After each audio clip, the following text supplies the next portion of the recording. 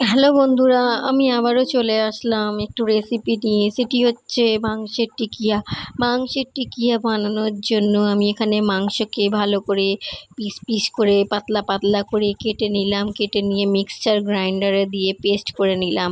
Paste করে নিয়ে তারপরে দুটো পেঁয়াজকে আমি নিয়ে ভালো করে কুচি কুচি করে নিলাম। কুচি কুচি করে নিয়ে তারপরে আমি একটি পাত্রে লঙ্কা গুঁড়ো, হলুদ গুঁড়ো, ধনে গুঁড়ো, জিরে গুঁড়ো, আদা রসুন বাটা, কাঁচা লঙ্কা বাটা, গরম মশলা বাটা, সমস্ত কিছু মশলা নিয়ে নিয়েছি। নিয়ে মাংসের সঙ্গে সমস্ত মশলাগুলোকে একে একে ভালো করে মাখিয়ে নিলাম। মাখিয়ে নিয়ে আমি কিছুক্ষণ সময় ধরে অপেক্ষা করে আমি মাখাতে লাগলাম মাংসটিকে। মাখিয়ে নিয়ে একটি গোল রাউন্ড শেপ দিলাম।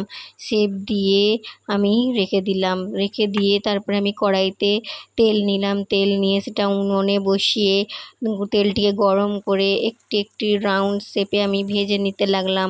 ভেজে নিয়ে আমি ভালোভাবে কিছুক্ষণ সময় ধরে আমি অল্প হালকা টিমে আছে আমি ভাজতে লাগলাম।